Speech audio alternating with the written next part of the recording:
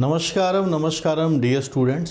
आज हम डिस्कस करने वाले हैं जेईई एडवांस 2023 पेपर 1 का क्वेश्चन जो वेक्टर एंड 3D चैप्टर से है।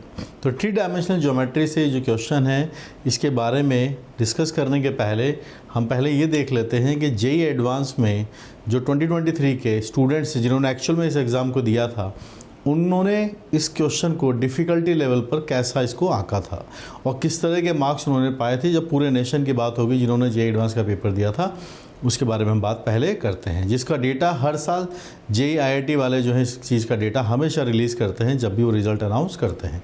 चलिए उस स्टैटिस्टिक्स से ये भी हमें पता चलता है कि टफनेस लेवल क्या है नंबर 1, और दूसरा आप अपने आप को भी उससे रिलेट करके देख सकते हैं कि मेरी तैयारी कैसी चल रही है। ठीक है, अब रही बात क्वेश्चन को अटेम्प्ट करने की, it is very much dependent कि वो किस मार्किंग स्कीम के साथ पूछा गया है। तो आप देख सकते हैं कि -1 की मार्किंग है और नेगेटिव मार्किंग है और +3 सही करने पर दिया गया था, और यहाँ पर ओनली 1 ऑप्शन करेक्ट है, तो ये था SCQ के अंदर ये क्वेश्चन था। ठीक है, जिसके अंदर के ज़्यादातर चांसेस होते हैं कि लोग तुक्के लगा देते हैं स्टूडेंट्स वगैरह। चलिए एनालिसिस करते हैं। तो आप देख के सरप्राइज होंगे कि इस क्वेश्चन को 11.41% स्टूडेंट्स का ही सही हुआ है, मतलब 10-11% स्टूडेंट्स ने इसको सही किया है। बाकी आप देख सकते हैं 17% का क्वेश्चन गलत हुआ है, ये -1 लेके गए हैं, ये +3, वहीं पर 71.54 स्टूडेंट ऐसे हैं जिन्होंने इस क्वेश्चन को छोड़ दिया। तो क्या सच में ये इतना डिफ़िकल्ट क्वेश्चन है कि पूरे नेशन वाइज देखा जाए तो सिर्फ 10-11%, 10 और 11% स्टूडेंट से ही क्वेश्चन सही हुआ। आइए क्वेश्चन पर फोकस करते हैं। कई बार स्टूडेंट इसलिए भी छोड़ देते हैं कि अगर वो क्वेश्चन को पढ़ने में समझने में अगर टाइम लग रहा है तो वो भी एक रीज़न होता है कि सब पूरी लैंग्वेज दे रखी है, इसका मीनिंग पढ़ना, उसको डिकोड करना, क्योंकि बात कॉन्सेप्ट की ही नहीं है। बात यह है कि कॉन्सेप्ट्स आने ही चाहिए पर विद इन टाइम आने चाहिए, विद इन टाइम फ्रेम के अंदर हमें सॉल्व करना चाहिए। चलिए पढ़ते हैं क्वेश्चन को। Q is the cube with the set of the vertices x1 x2 x3 हैं। ठीक है, 3D में है, और x1 x2 x3 के 2 पॉसिबिलिटीज़ है, या तो इट कुड बी 0 और इट कुड बी 1, 0 और 1। ठीक है, F is the set of all 12 lines containing the diagonals of the 6 phases of the cube. Cube है, इसकी 6 फेजेस होंगी, तो उनके जो डायगनल्स होंगे तो ऐसी 12 लाइन्स को के लिए कौन सा सेट बनाएगा? They are 12 lines, set is form for represented by capital F। S be the set of all 4 lines containing the main diagonals. ऐसे 4 लाइन्स हैं, मेन डायगनल की बात हो रही है क्यूब के। For instance a line passing through the point 0 0 0 and 1 1 1 is in S। समझते हैं, सबसे पहले ये जो लैंग्वेज को डिकोड करने के लिए साथ में पहले हम क्यूब बना लेते हैं। So let's construct a cube.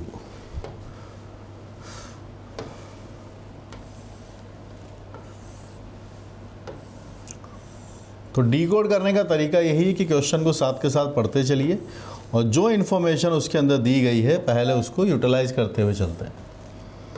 जब हमने एक क्यूब बनाया, नोटेशन ऐसे लेंगे कि इस वाले को x एक्सिस की तरफ लेंगे, ये वाला +y एक्सिस और यहाँ वाला जो है +z axis.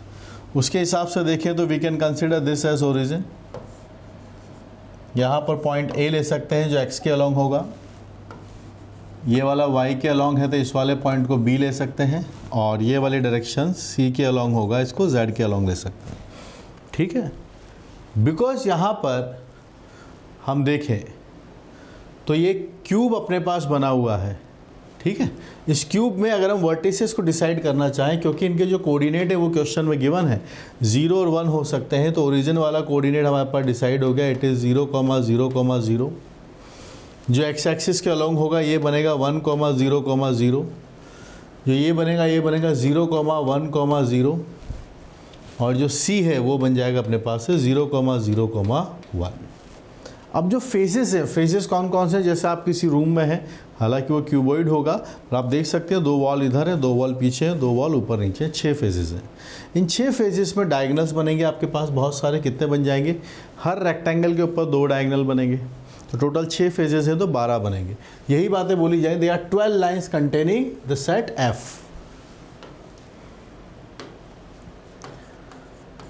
Set F is diagonals of 6 faces. ठीक है, और जो सेट F के अलावा जो सेट S है वो क्या है, उसके अंदर 4 line containing the main diagonals of cube Q.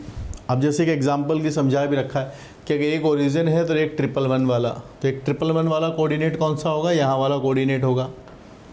तो थोड़ा समझ लेते हैं, A B C we are calling this as D E F and G. Coordinate भी हम सबके लिख सकते हैं। एच जी का कोऑर्डिनेट तो आपको पता है 1,1,1 बनेगा। तो जो मेन डायगोनल है वो कैसे पहचान सकते हो कि इस वाले कॉर्नर से जो वो वाला कॉर्नर है, एक तो ये बन जाएगा, एक इस वाले कॉर्नर से जो यहाँ होगा, दूसरा ये होगा, एक तीसरा वहाँ वाले से जो इधर आएगा, एक वो बनेगा, एक चौथा यहाँ से जो यहाँ बनेगा, यहाँ बनेगा। तो ऐसे 4 बनेंगे, ठीक है। तो हम यहाँ पर कंसीडर करने के लिए जो बोला है वही वाला कंसीडर कर लेते हैं, ओ जी। तो ओ जी ये वाला बना दिया, this is we are connecting, this is O G, ठीक है। S1, अब आगे क्वेश्चन को पढ़ते हैं। L1 and L2 are 2 lines, D belongs to L1 and L2 denotes the shortest distance between them.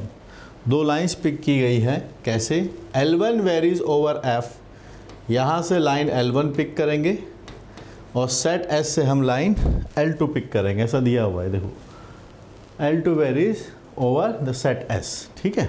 अब इनके बीच में जब शॉर्टेस्ट डिस्टेंस को रिप्रेजेंट करते हैं, that is D of L1, L2, ये रिप्रेजेंट करेगा शॉर्टेस्ट डिस्टेंस। तो हमसे ये जो डिस्टेंसेस निकलेंगी, इसमें से जो मैक्सिमम होगी उसकी वैल्यू हमको निकाल कर बतानी है। इन शॉर्टेस्ट डिस्टेंस में से जो मैक्सिमम होगी, अब समझिए, जब मैं OG की बात कर रहा हूँ, सपोज कीजिए OG हमने इसके अंदर ले लिया है, तो आपको पता होगा कि इसके अंदर O से पास होने वाले भी 3 फेस डायगोनल होंगे। एक ये होगा, एक ये वाला भी होगा, और एक वो वाला जो फेस है यहाँ से O से D की तरफ जा रहा है, ये वाला भी होगा।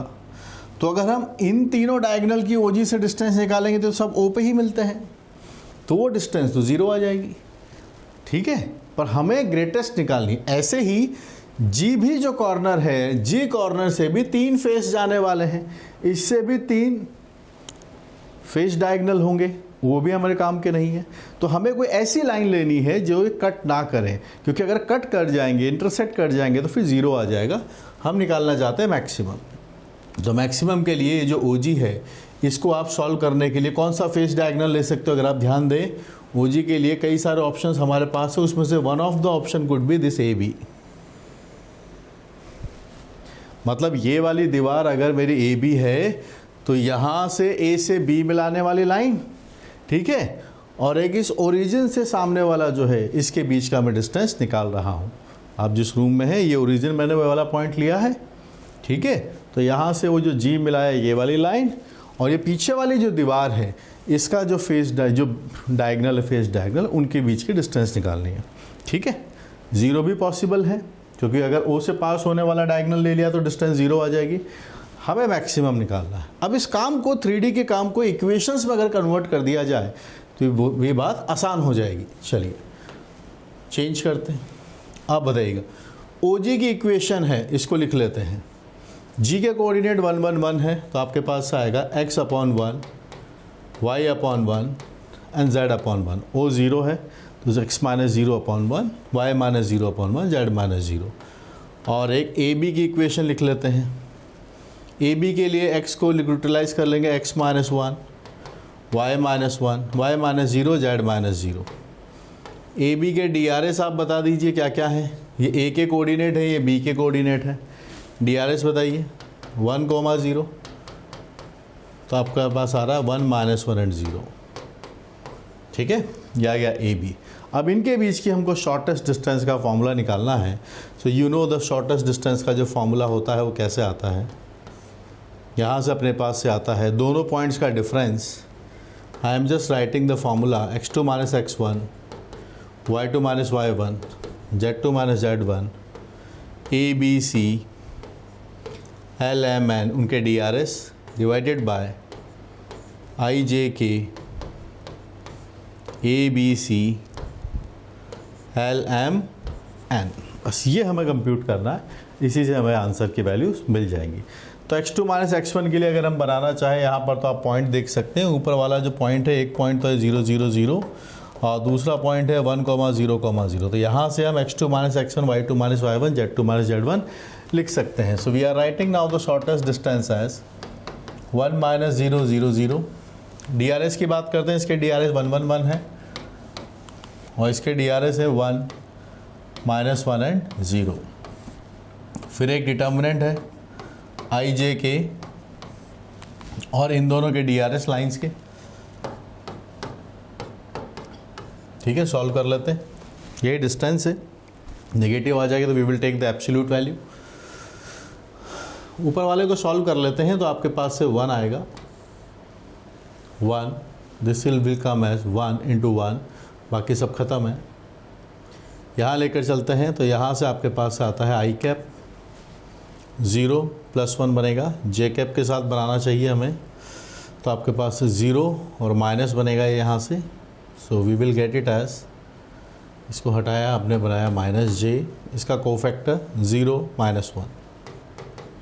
फिर there is a K cap. इसको लिखेंगे -1 -2.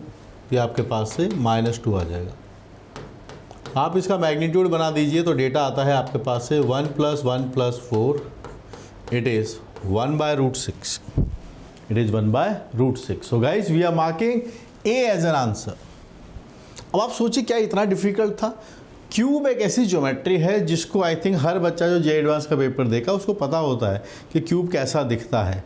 मुझे जो इसके अंदर रीज़न नज़र आता है स्टूडेंट्स का वो ये दिखा होगा बिकॉज लैंग्वेज थोड़ा ज़्यादा है, टाइम कांस्टेंट उनको फील हुआ होगा. तो क्या कॉन्सेप्ट वाइज तो उतना स्ट्रांग नहीं है, पर लैंग्वेज को पढ़ना, डिकोड करना, टाइम फ्रेम के लिए इसके सॉल्व करना, इसके लिए इसेंशियल है कि अगर आप भी जो एक्चुअल एग्ज़ाम को 11% स्टूडेंट्स ने सॉल्व किया उसमें आना चाहते हैं तो definitely this can be done जब आप प्रैक्टिस करेंगे. और प्रैक्टिस के लिए आपको चाहिए अच्छे रिसोर्सेज के लिए अगर हम बात करें वेक्टर 3D के लिए तो you can utilize this resource जो मेरी बुक है वेक्टर इन 3D पर. और not only on vector 3D, बाकी जो और मैथमेटिक्स की ब्रांचेज हैं सब के ऊपर आपको यहाँ पर बुक्स नज़र आ रही होंगी.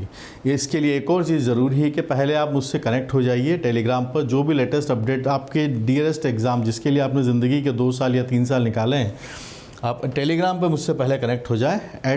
@ओम सर ढूंढिएगा, चैनल मिलेगा, सर्च कीजिए, ज्वाइन कीजिए. ठीक है. और दूसरा, मुझसे लाइव पढ़ने के लिए you can always connect on me on Uplift JEE app. So I'm always available there and working there and providing you a solution for uplifting your JEE mathematics.